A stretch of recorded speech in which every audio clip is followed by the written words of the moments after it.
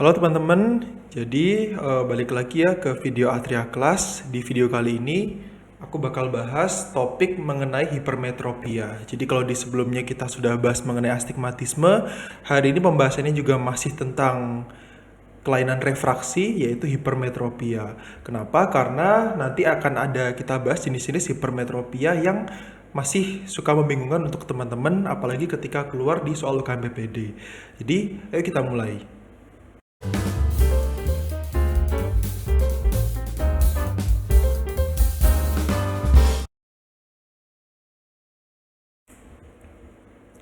Nah, jadi awalnya seperti biasa kita akan review dikit mengenai fisiologinya ya dari refraksi ya. Oke, jadi ini sudah pernah kita bahas mengenai refraksi pada mata. Jadi refraksi pada mata normal itu kita sebut dengan emetropia ya. Yaitu ketika cahaya direfraksikan atau dibiaskan ke satu titik fokus yaitu pada retina ya. Dan gangguan refraksi disebut dengan ametropia. Ya, ametropia kemarin kita sudah pelajari ada 3 jenis yaitu miopia, hipermetropia dan astigmatisme. Ya, kalau kemarin kita sudah belajar mengenai astigmatisme, di episode kali ini kita akan belajar mengenai hipermetropia.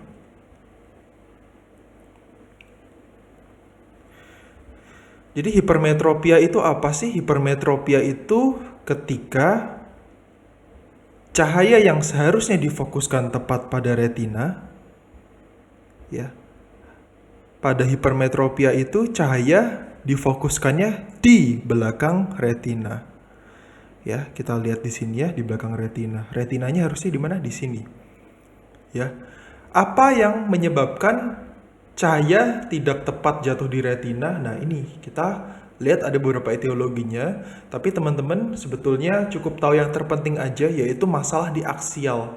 Aksial itu apa? Masalah di panjang bola mata. Ya, begitu pula nanti dengan kasus miopia. Miopia pun sama masalahnya, terutama pada masalah aksial atau panjang bola mata. Jadi sebetulnya kekuatan refraksinya normal ya dari media-media refraksi kemarin yaitu kornea, lensa, tidak ada yang mengalami kelainan, tetapi bola matanya mengalami pemendekan ya. Jadi sebetulnya dua titik ini ya, titik yang ini dan titik yang ini jatuh di titik yang sama, perbedaannya bola matanya memendek. Ya, jadi seolah-olah bayangannya jatuh di belakang bola mata. Sebetulnya bayangannya jatuh di titik yang normal, tetapi bola matanya yang terlalu pendek atau memendek sehingga jatuhnya kebablasan atau di belakang retina. Ya, itu yang tersering. Yang lain-lain apa? Yang lain-lain misalkan ada kurvaturanya berkurang ya. Kurvatura apa? Kurvatura dari media refraksi, bisa kornea, bisa lensa ya. Kita ketahui bahwa kalau suatu media itu kelengkungannya berkurang atau cenderung mendatar ya, maka dia akan semakin jauh titik fokus dari refraksinya ya. Semakin benda itu melengkung maka akan semakin mendekat seperti ini ya. Ini kalau misalkan melengkung banget dia akan semakin mendekat. Kalau dia cenderung datar dia akan semakin menjauh. Ya. Kemudian penyebab yang lain lagi indeks refraksi ya. Jadi setiap media itu kan mempunyai indeks refraksi ya, dari udara sekian kemudian masuk ke dalam air juga memiliki indeks refraksi, begitu pula dengan media refraksi kita. Ya, kemudian penyebab lainnya posisi lensa berubah ya. Kalau posisi lensa berubah otomatis titik pembiasannya juga akan berubah ya, lebih ke belakang. Dan yang terakhir ini kondisi yang udah pasti ya mempengaruhi refraksi, yaitu ketiadaan lensa ya. Ketiadaan lensa. Jadi pasiennya tidak memiliki struktur lensa dalam bola matanya sehingga otomatis pembiasannya juga akan semakin jauh ke belakang karena hanya ada kornea sebagai media refraksi di samping vitreosumor dan aquasumor ya. Jadi teman-teman yang harus digarisbawahi yang aksial ini ya.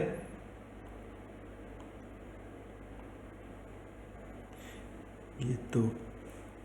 Nah, ini yang sering keluar, yang sering membuat bingung yaitu komponen-komponen hipermetropia. Ya, Kita kenal ada hipermetropia total, hipermetropia laten, hipermetropia manifest, hipermetropia fakultatif, dan hipermetropia absolut. Ini apa dan untuk apa ada dibagi sebanyak ini, ya. Jadi sebetulnya pembagian ini adalah untuk menjelaskan apa saja sih komponen-komponen yang menyebabkan hipermetropia pada seseorang, seperti itu. Dimana keseluruhan dari hipermetropia ini kita sebut dengan hipermetropia total. Per definisi ya, jadi kalau per definisi sebenarnya teman-teman bisa baca sendiri ya, baik cari dari internet maupun textbook, semua definisinya sama. Di sini aku akan bantu lebih menjelaskan aja. Oke. Jadi hipermetropia total adalah total hipermetropia setelah diberikan agen sikloplegik. Agen sikloplegik di sini apa? Biasanya yang sering keluar sebagai contoh adalah atropin ya, diteteskan ya, atropin tetes. Ya. Tujuannya atropin tetes itu apa? Atau agen sikloplegik itu apa? Tujuannya adalah melemahkan dari musculus ciliaris ya.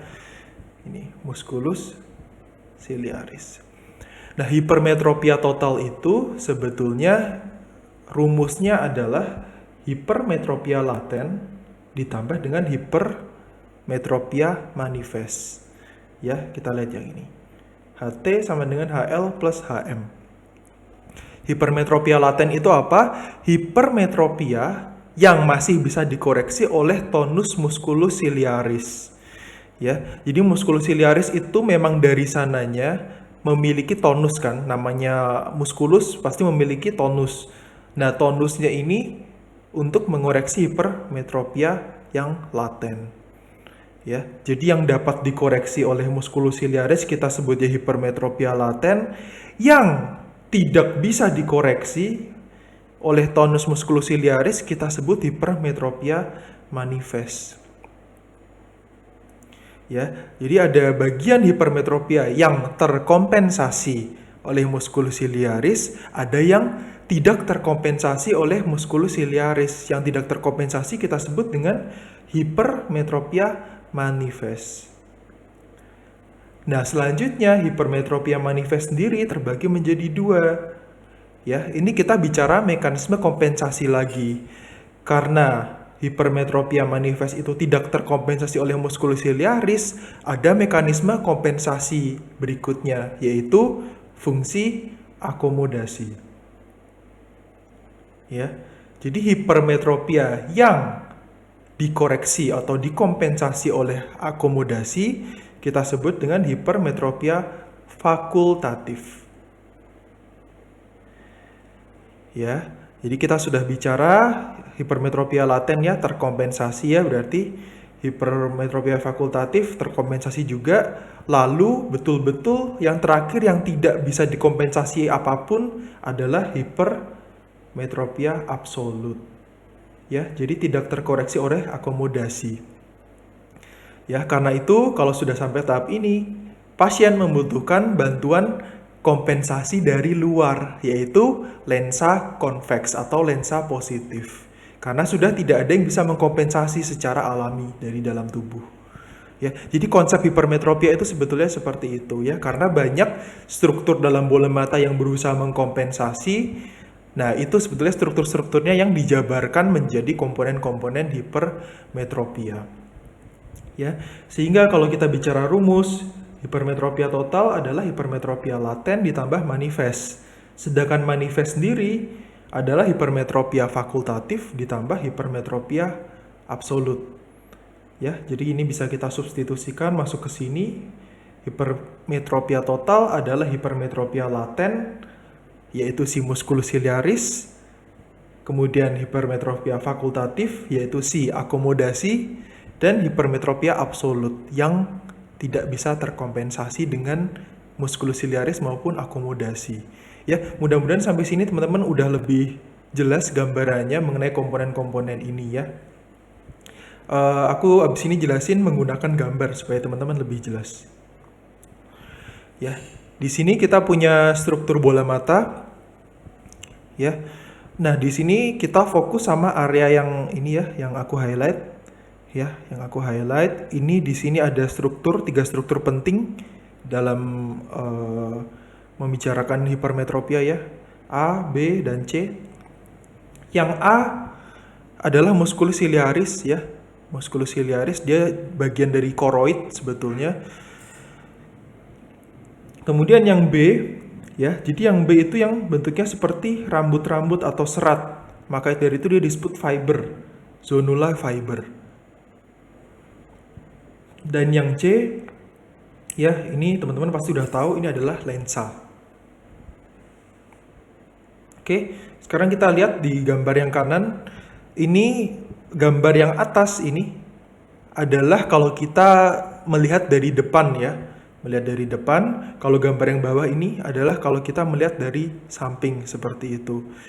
Nah, di sini aku mau menjelaskan sedikit tentang apa itu akomodasi. Ya, akomodasi itu adalah tadi ya teman-teman udah tahu mekanisme kompensasi ya, mekanisme kompensasi untuk apa tujuan akhirnya? Mencembungkan lensa. Ya. Mencembungkan lensa. Jadi dia memang mekanisme untuk mengatasi hipermetropia. Ya, tadi kalau yang dengan akomodasi itu adalah hipermetropia fakultatif ya. Seperti itu. Jadi bagian yang paling luar ini adalah musculus ciliaris. Kemudian yang bentuknya serat-serat ini adalah zonula fiber, dan yang paling dalam adalah lensa. Musculus ciliaris ketika relaksasi dia itu bentuknya tipis ya. Bentuknya tipis seperti ini ya. Jadi kita bisa bayangkan muskulus atau otot yang tersusun secara radial atau secara melingkar ya, radial. Contoh lainnya apa? Bisa kita bayangkan dengan sfinkter ya, sfinkter ani.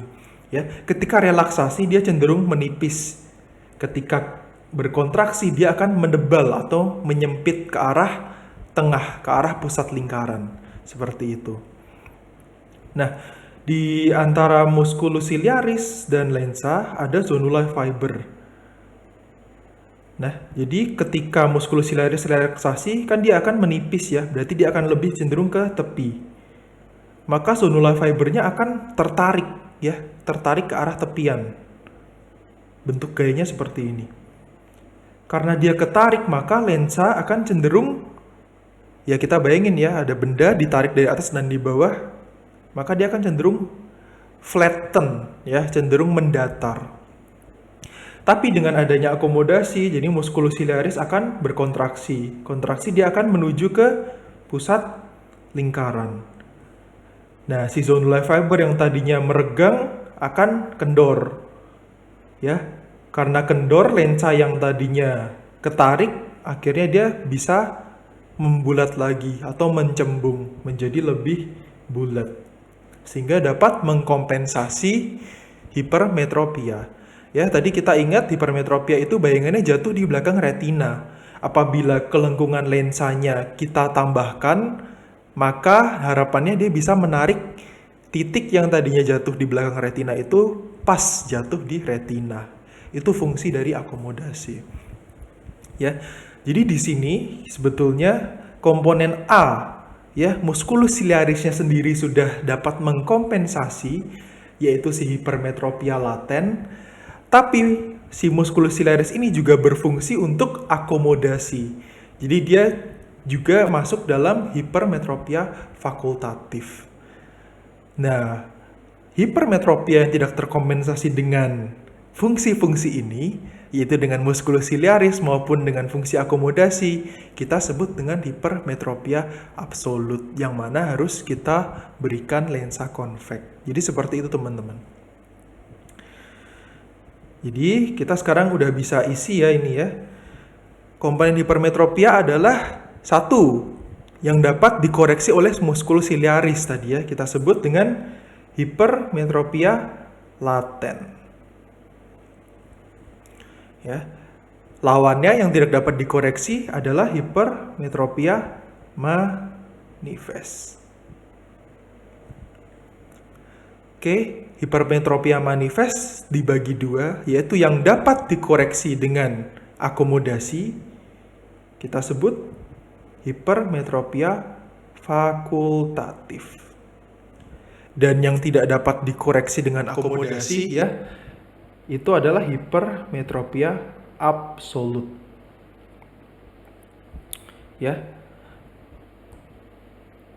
Komponen-komponen ini kita jumlahkan akan menghasilkan hipermetropia total. Ya, kalau kalian udah menjumlahkan fakultatif dan absolut, tidak perlu menambahkan manifest lagi ya, karena manifest itu udah kita breakdown menjadi fakultatif dan absolut ya. Jadi hipermetropia total adalah penjumlahan dari hipermetropia laten tambah fakultatif tambah absolut. Seperti itu. Oke, jadi kita langsung lihat aplikasinya pada soal bagaimana. Nah, ini yang penting teman-teman. Kata kuncinya adalah pada soal-soal yang default ya, yang standar. Jadi kita bisa perhatikan komponen yang dapat kita ukur langsung pada pasien, ya, yang dapat kita ukur pada pasien. Jadi pasien menggunakan trial lens itu hanya 3, yaitu hipermetropia absolut, hipermetropia manifest, dan hipermetropia total. Ya, karena ini cukup menggunakan trial lens saja. Jadi kita bisa langsung mendapatkan hasilnya. Ya, ini kalau teman-teman butuh jembatan keledai yang dapat kita ukur atau kita amati, ya, kita amati langsung di pasien adalah absolut, manifest, dan total ya. Jadi amati ya, absolut, manifest, total. Itu yang bisa kita dapatkan langsung di pasien. Lalu 2 jenis lainnya bagaimana? Hipermetropia laten dan fakultatif. Ini tidak bisa kita amati di pasien. Kita harus menghitung. Jadi harus dihitung. Ini nggak bisa kita dapatkan langsung di pasien. Oh, Bapak sekian ya hipermetropianya, nggak bisa. Harus kita hitung dulu. Oke, jadi seperti apa menghitungnya? Yang pertama kita lihat dulu dari hipermetropia total. Hipermetropia total itu jadi kita dapatkan dengan cara kita teteskan atropin atau agen sikloplegik lain.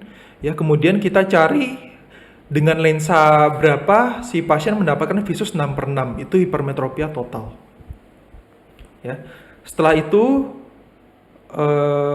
kita cari yang manifest dan absolutnya ya. Ini sebelum pembelian sikloplegik ya. Jadi kita cek dulu manifest dan absolutnya berapa. Hipermetropia manifest adalah lensa tertinggi dengan visus 6/6. Sedangkan yang absolut lensa terendah ya, yang angkanya terendah maksudnya dengan visus 6/6. Ya, jadi ini sebenarnya urut teman-teman ya. Urut yang tadi amati itu, atau teman-teman bisa urutkan abjad juga. Jadi A paling kecil, kemudian ke manifest ya, kemudian ke total ya. Kita lihat abjadnya. Jadi A itu paling kecil. Kalau yang T paling besar ya. Pasti seperti itu. Nah, diantaranya baru kita hitung. Manifest dikurangin absolut ya adalah fakultatif yang menggambarkan kemampuan akomodasi tadi. Sedangkan total dikurang manifest adalah laten, menunjukkan tonus musculus ciliaris. Ya. Supaya teman-teman nggak kecampur, aku saranin teman-teman cuma ingat komponen yang ini dulu, yang bisa kita amati di pasien, yaitu absolut, manifest, dan total. Karena di soal biasanya yang akan dikeluarkan itu, pasien menggunakan trial lens sekian didapatkan hasil sekian. Itu kan berarti dengan cara mengukur pada pasien. Nah, kalau yang tidak ada di soal, baru kita disuruh menghitung. Itu laten dan fakultatif. Ya, kita langsung coba aja kerjakan soalnya. Pasien visus 6/20 ya, ini berarti nggak normal. Menjadi 6/6 dengan lensa konveks positif 3, positif 3,25, dan positif 3,5. Ya, 3, kita urutkan 3,25 dan 3,5. Ingat syaratnya harus visus 6/6 ya. Oke, jadi kita ingat tadi urutannya, kalau yang paling kecil pasti huruf A ya, si absolut. Ya, amati. Berarti yang kedua M. M pasti yang paling besar.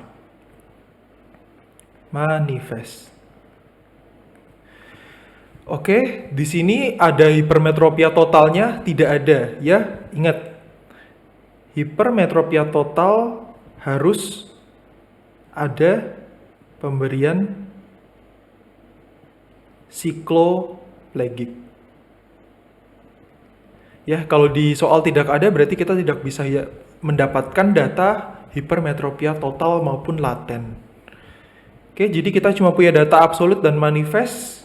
Ya, ditanyakan hipermetropia fakultatifnya. Ya, hipermetropia fakultatif tidak termasuk dalam komponen yang bisa diukur, maka harus dihitung. Ya, berarti tinggal kita hitung selisih antara manifest dan absolut, yaitu positif 0,5. Ya, ini hipermetropia fakultatifnya.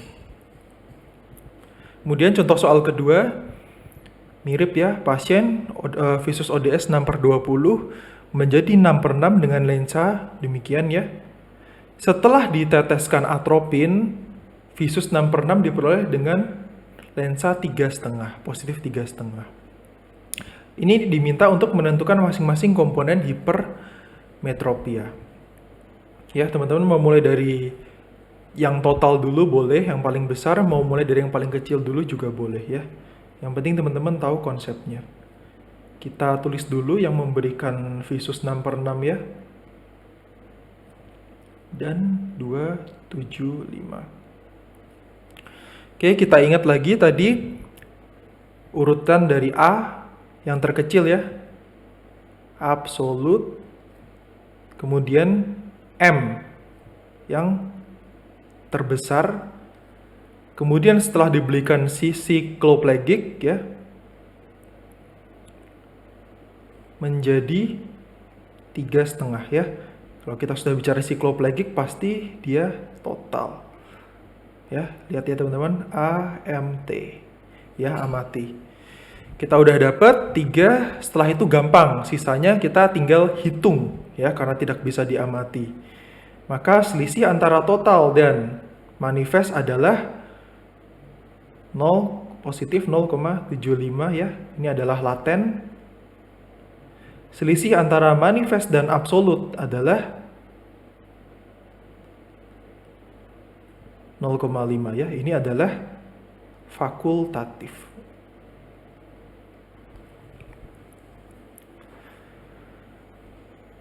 Oke, seperti itu. Nah, ini ada contoh soal nomor 3. Aku tidak kerjakan sekarang. Jadi teman-teman bisa mencoba menggunakan konsep tadi ya. Lebih bagus kalau awal-awal teman-teman boleh sambil coret-coret, tapi kelama-kelamaan teman-teman udah harus bisa membayangkan di kepala ya. Jadi komponennya apa aja? Aku sarankan teman-teman cari dari komponen amati terlebih dahulu, si absolut, manifest dan total. Setelah itu baru mencari dua yang belum, yaitu si fakultatif dan si laten. Teman-teman nanti boleh jawab di kolom komentar. Silahkan juga kalau ada yang mau ditanyakan atau mau disarankan selanjutnya bahas ini dok. Nanti kita tampung masukan-masukannya. Jadi sekian dulu untuk video Atria kelas hari ini. Terima kasih.